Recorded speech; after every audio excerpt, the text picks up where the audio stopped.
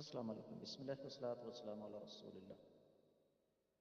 سوال آیا جی، کسی انسان نے دوسرے سے اپنی جگہ کا سودا کیا، بیانہ لے لیا، ایک تاریخ مقرر ہو گئی کہ فلاں تاریخ تک آپ رجسٹری کروانے کے پابند ہیں، اگر نہ کروائے تو آپ کا بیانہ ضبط ہو جائے گا۔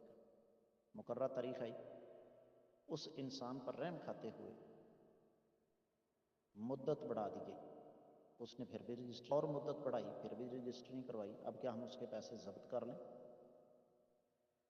گزارش یہ ہے کہ پیسے ضبط فوری طور پر کر لیں، لیکن بات یہاں ختم نہیں ہوتی۔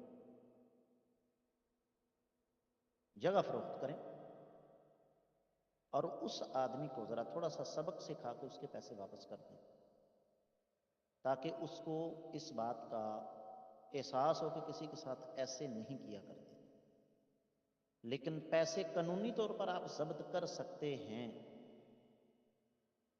قانونی طور پر آپ پر کوئی مسئلہ نہیں، لیکن شرعی طور پر یہ درست نہیں ہے۔ کسی پر ظلم کیا جا رہا، یہ مسئلہ ہے کہ اس نے ایسا کیا ہے، اس نے ایسا کیا، اس نے اپنی گور گردن پر ایسے کیا، آپ اپنی قبر کو کالا نہ کریں، بہتر یہی ہے۔